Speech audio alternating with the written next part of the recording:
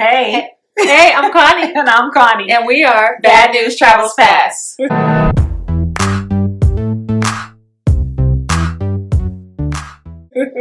Well, what are we talking about today? I don't know. You had a question about resting or something? Yes. So, are we resting? Are we resting? It depends on what you define as rest. How do we rest? And how do you know when it's a season of resting? When do you rest? When do you rest from all your... Well, everything that you have going on naturally? Yeah, sometimes I think about people wait until they Go on vacation. retire. To rest? That's like... That's real far away. Once you retire, 65, 70? But I mean, just resting on a regular, continuous. It's like when you think of rest, you think of retirement. No. That's so far away. That means I can't rest for another, 30 years? Come on. You got to work full time to support yourself. Yeah, I've been working since I was 16. Yeah, me too. 14. I was 14 when I started working. I probably started at 15, but 15, Yeah. 16. I'm going to look up rest because retirement sounds far. Who waits to retirement to rest? I'm sorry for those who are. And what about rest, even in ministry? I'm even thinking about we're on a ministry at our church and we have an elder who did a lot in the church, constantly going. And now she's taking a moment of rest, I guess you would say. Right. And I think she felt like she needed that. But let's look at the definition. Okay. Oh, shoot. Went by the way. Sorry. It says the refreshing quiet or repose of sleep. Refreshing ease or inactivity after exertion or labor, relief or freedom, especially from anything that wearies, troubles, or disturbs. A period or interval of inactivity, repose, solitude, or tranquility. Mental or spiritual calm. Mental or spiritual calm. I think that you need that often. Yes, you do need mental or spiritual calm on a regular, everyday basis. So I think that would go along with your lifestyle. You need, us being Christians or whatever, having a lifestyle of prayer. Mm-hmm. Just spending time. Oh, excuse me. But I think spending time with God, it's you relax yourself to talk to God and meditate, I guess you would say. Yeah, I think meditation, spending time with God, listening. I like water, so sometimes listening to music or sounds and stuff can be peaceful and stuff like that. Sometimes prayer is not always peaceful if I'm constantly praying for something or somebody going on. Oh yeah, if you're interceding. Yeah. It's sometimes exaltation can be peaceful, but when I rest, I try to rest. Exaltation? Yeah, exaltation. What is that? Just lifting the Lord up. Lord, I love you, glorifying Him. Okay. You just use the word. Oh, sorry. So we don't know if everybody knows. I got you. So stuff like that is can be peaceful, but I try to do something every day that doesn't require mental stimulation, even though I like to be stimulated mentally when I'm in conversations, when I have relationships with people. But sometimes I just want to do something that doesn't require my mind to think, or you watch a comedy or something like that where it's I'm not trying to figure out the plot. It's a suspense movie, something that gives me some mental rest, especially because I'm constantly using my mental ability all day. I'm in school, I'm teaching, you know what I'm saying? I'm in ministry, I'm reading, because I'm the type of person, if I'm reading a book and I don't know a word, I look up the word, right? My sister has me like that. So that's mental activity all the time. You're always going, even though we don't use the full capacity of our brains. But I think you need some time to just kind of relax. And the question about the season of resting, if you have been doing stuff for a long time, sometimes you need a period. I think sometimes in the church we call it a sabbatical or something like that. You need to go away, get away, and kind of cease that. But I think that's letting you know. And I think your body tells you when you are mentally, physically, emotionally exhausted. Yeah. What happens is that occurs way often before we actually sit down and do it. It's probably 2 years you've been mentally exhausted and stuff like that. Because I think it changes, because you can't even give your all. The stuff you would normally do with the excitement and power. You have a bad attitude. Yes, why am I doing this again? Yeah. I'm so sorry. I just started yawning as soon as we start. As soon as we start recording, I'm like Do you yawning need some 3 rest, times. right? I know, right? What the heck? So, but yeah, so I think that we need to rest, but we often have tendencies not to rest. I often have a tendency not to rest. Yeah. So, and then on days when you keep going like that, it's almost like you thrive off of anxiety. Mm-hmm. Look up the word anxiety, because I want to make sure that I'm using the right word, but it's almost like I'm not sure if I'm using the right word. Anxiety. You thrive off of kind of like going off of a little bit, like Off of adrenaline. yes, Like the constant going. And then when you do rest, you have to fight for it. yeah, and then you feel bad about it. Yeah, so I was saying even earlier to my daughter, like, on a Saturday, I might get bored really easy because I'm not used to Doing nothing. And I have to minister to myself like, girl, you is not bored, stop. Like, enjoy the rest, relax. Right. But I will literally like feel like if I just like laid in the bed, so I decided, I say this every week, I'm gonna sleep in. It never happens. I still wake up at least by 6 on a Saturday. And so I'll decide to stay in the bed, right? Like, I'm not going to get out of the bed at 6 o'clock. Nope, Mhm. I'm not doing that. But by 8 o'clock, I feel like, I need to get in the shower. right, like I Right. gotta get up and do something, And so it's hard when you're going like that. You can start operating off of being overwhelmed and get so used to it, you don't even know how to rest.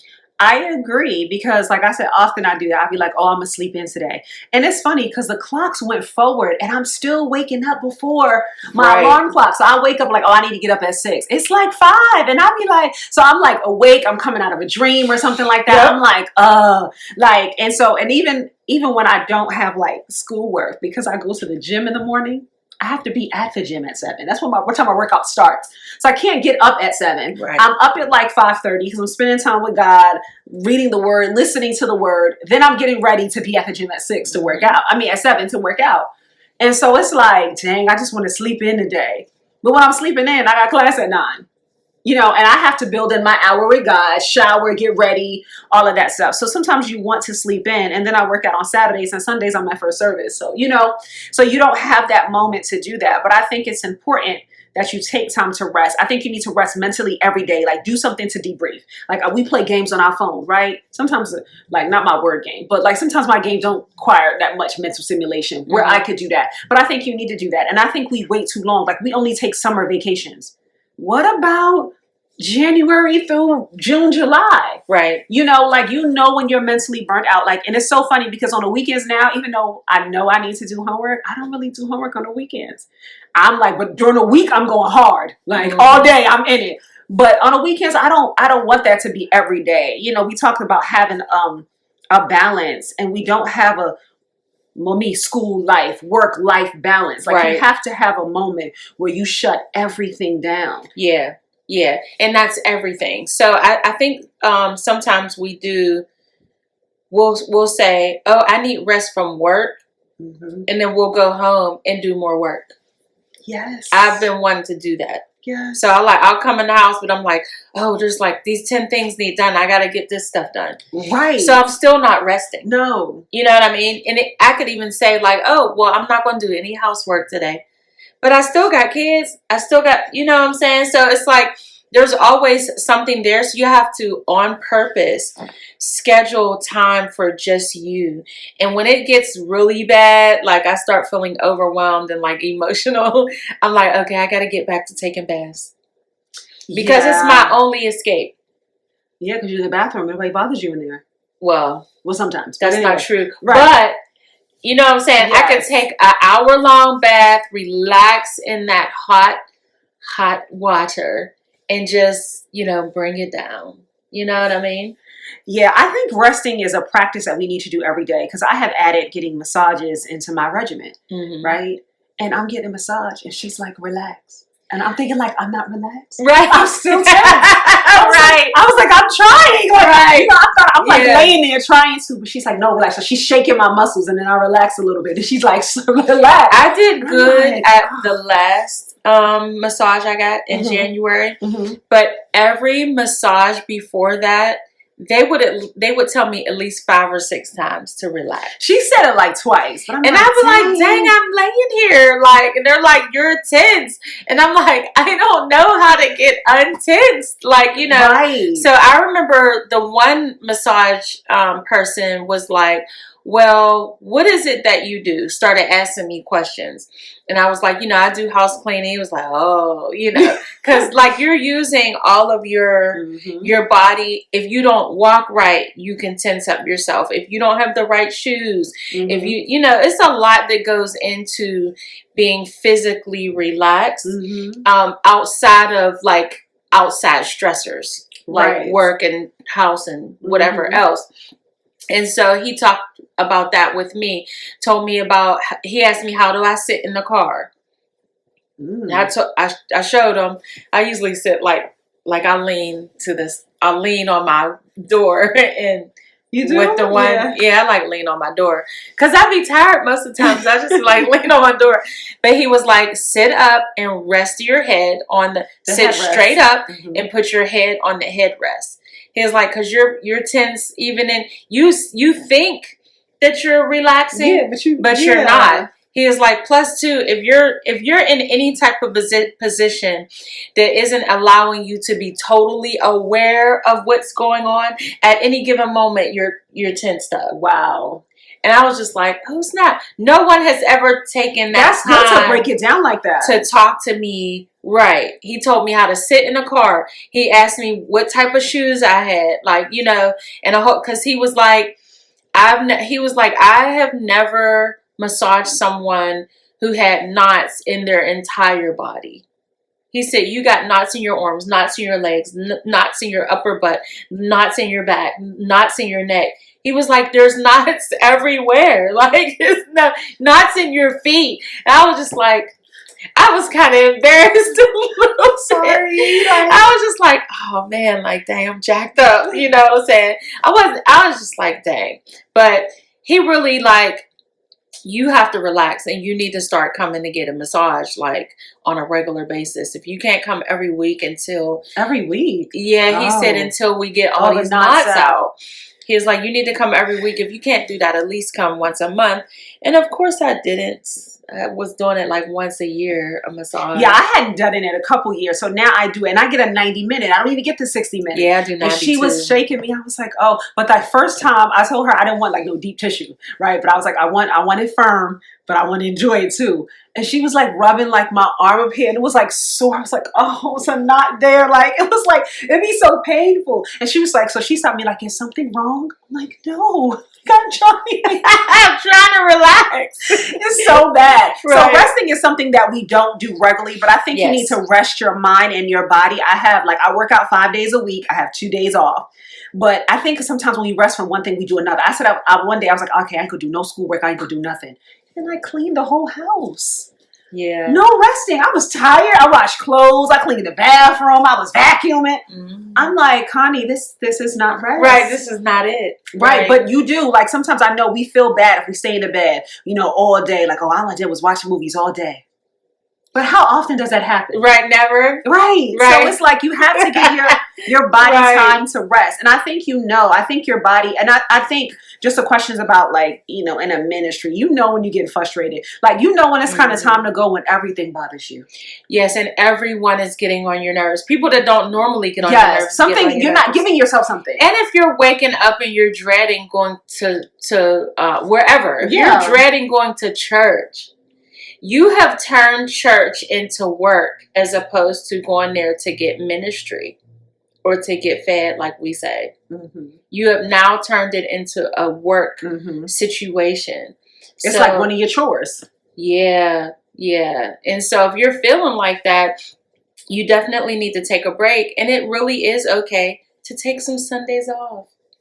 You know, my financial mentor told me one day. I was like so tired, and I was like, oh my gosh, like I gotta go to church. And he's like, Connie, you're not going to go to hell if you miss one Wednesday. All right. And I was like, okay. And I was like, I'm going to just stream, right? Girl, I didn't get past praise and worship. I was knocked out. Yes, I was so extremely tired. Yeah. And so I think we confuse what stewardship is. Like if you take a break or if you take time for yourself and if you sit down for a season, does that mean you're not a steward? Does that mean that you're lacking in your stewardship? It doesn't mean that. I think sometimes we get the wrong idea or I don't know if we're taught the wrong way or what it is, but we get the wrong impression. We create our own definition of something and then we create an expectation that we can't even meet. Mm-hmm. A steward is not somebody who does not never take rest. Resting is a biblical principle, right? That we have somehow skipped over. And we're supposed to be resting weekly. Like God gives us that example. You know, he did all that work for 6 days and then he rested on the seventh day. Right. You know, and we don't rest. And I think a lot of it is culture.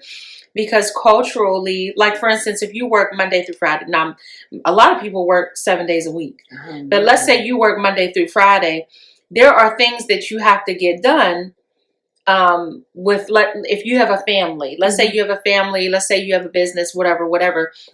You have to make Saturday a work day only because you have to do the things you couldn't do Monday through Friday. Right. Going grocery shopping, cooking and cleaning, all of that. Yep. Right. And then Sunday we're at church and we're serving. And you're serving. Right. So it's like it's constant working and no rest. So you have to on purpose schedule rest.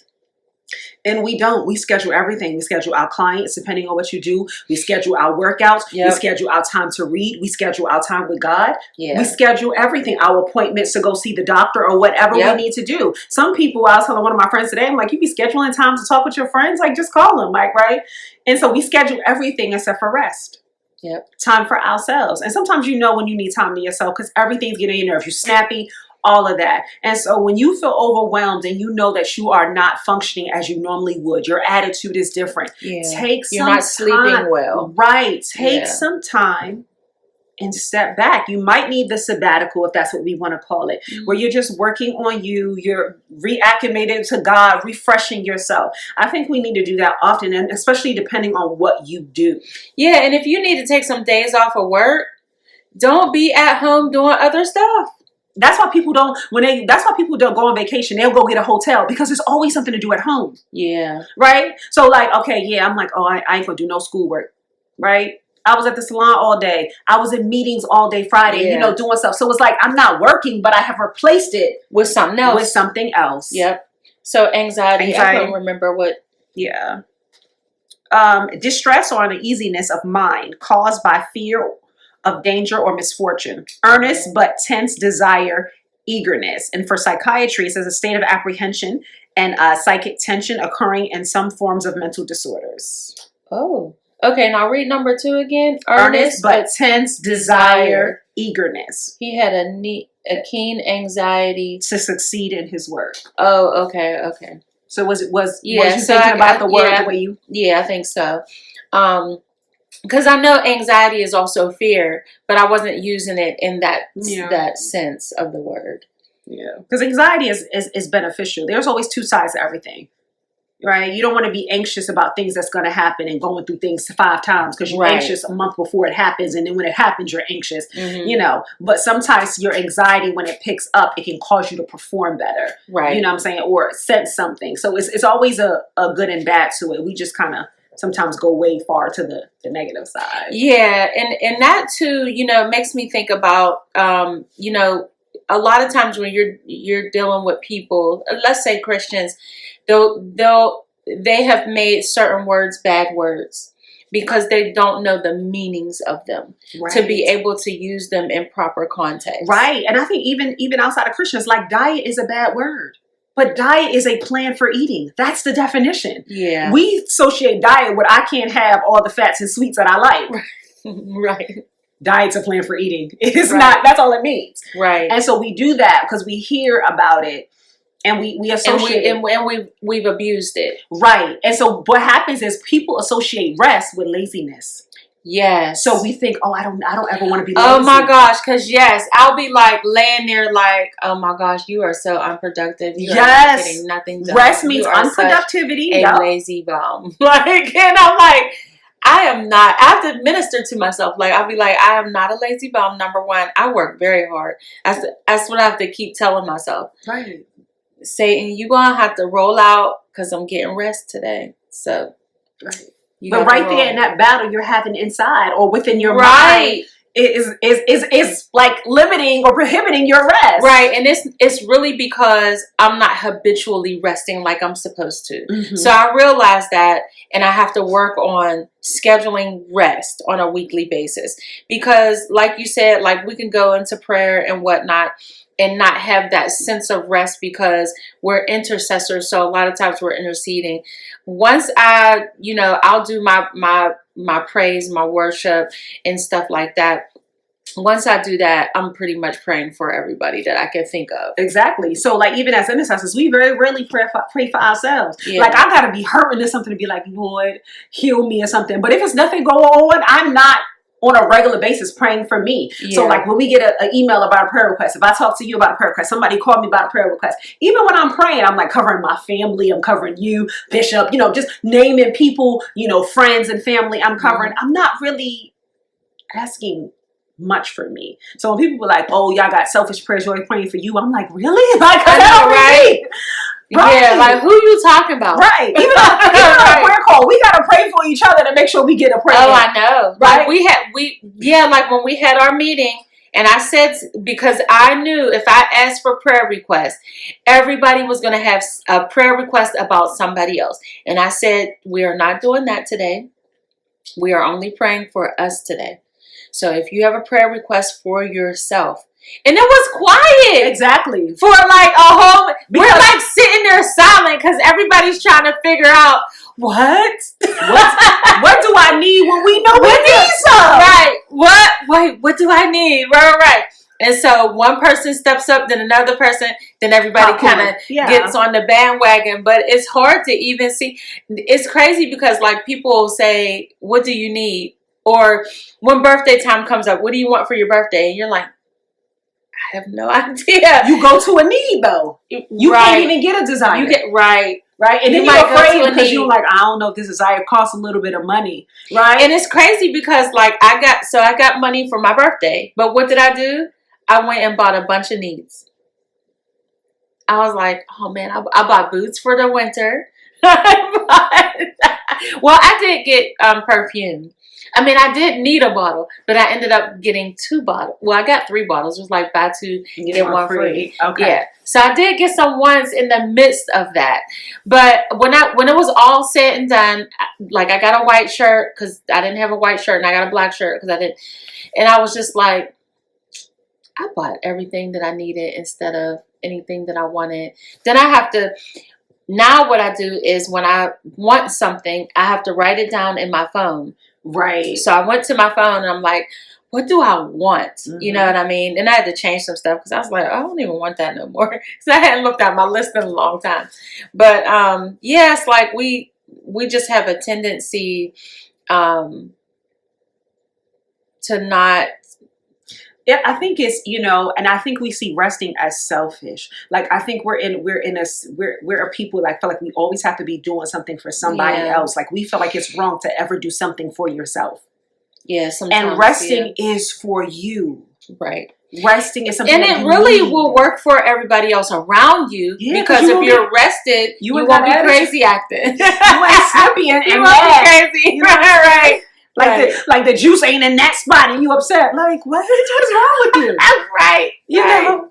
And I think it's good about getting things that we want. I remember one year, the Hickmans, they sowed a seed into me and they were specific. You cannot pay a bill.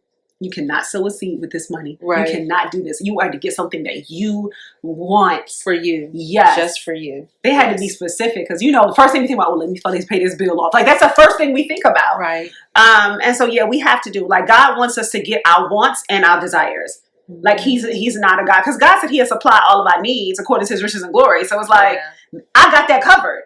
So you got to be able to do that. I think we have to find the balance. I think a lot of the challenges that we have in life is just no balance. There's no equilibrium going on. Yeah, and another thing too, like when people are dependent on you, you have to realize that you could die tomorrow. Not speaking death on nobody. And guess what? That ministry, those people will still go on without you. They will. So, a lot of times we are so invested in a thing. You know what I mean? So like you might be the head of a ministry or whatever.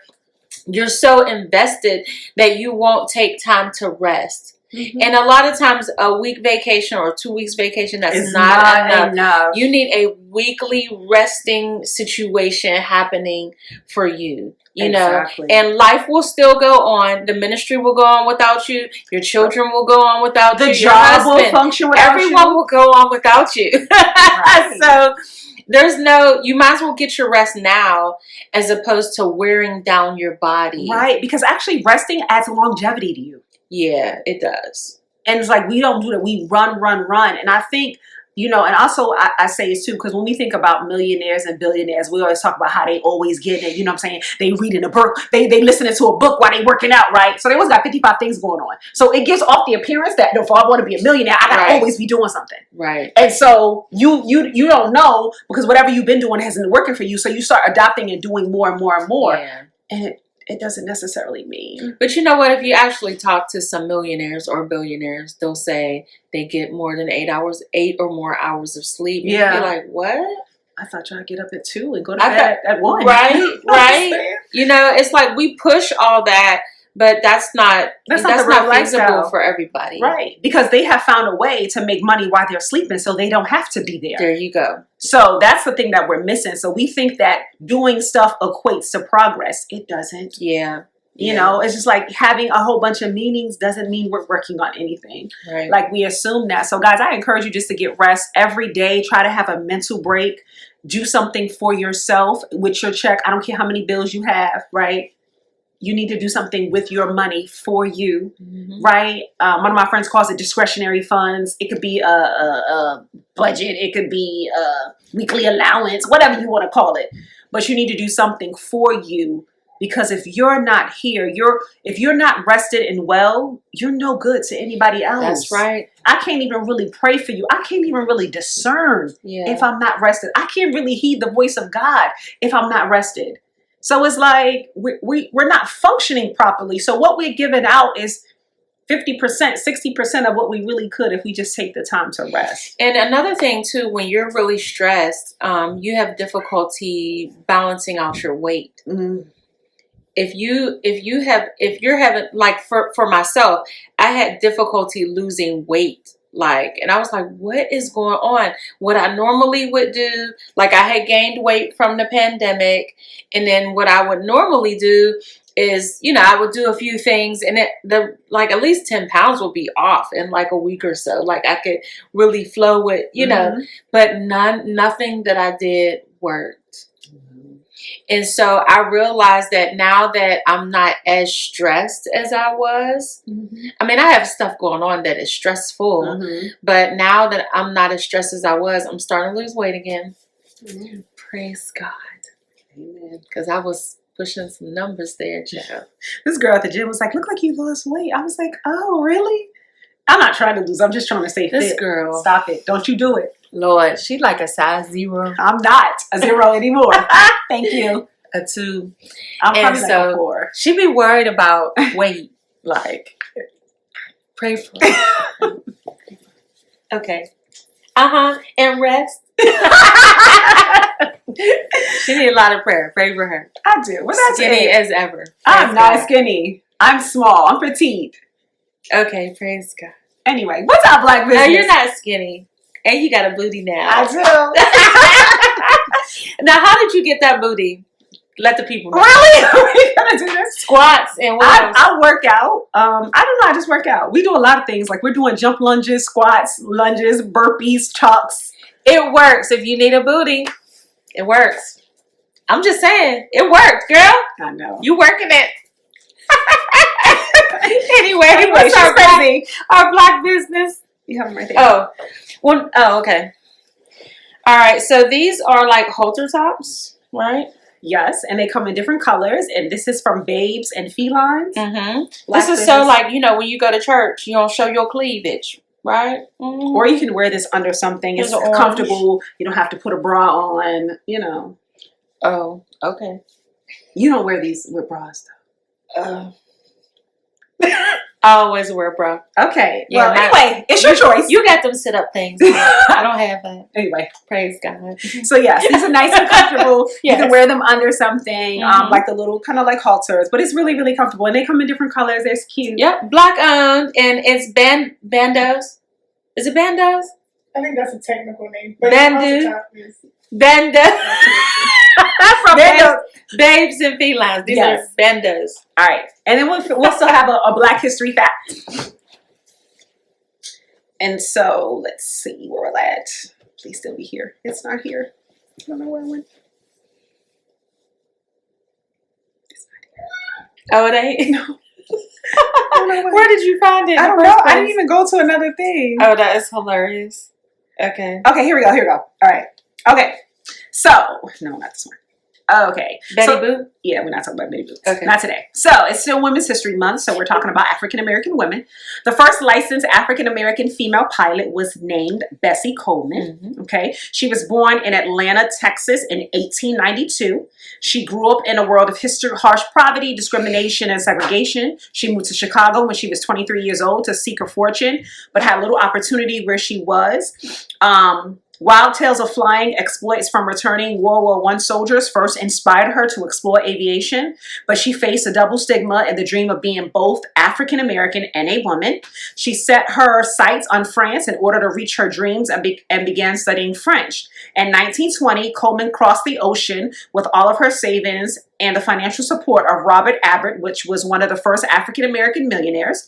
Over the next several months, she learned to fly, and in June of 1921, the Federation of International awarded her an international pilot's license. Widely celebrated upon her return to the United States, reporters turned out in droves to greet her.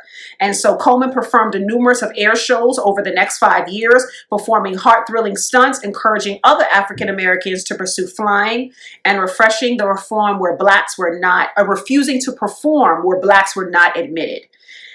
She was tragically killed in a plane accident in 1926, and the famous writer and equal rights advocate, Ida B. Wells, presided over her funeral. Wow. Yep, Bessie Coleman. That's good information. All right.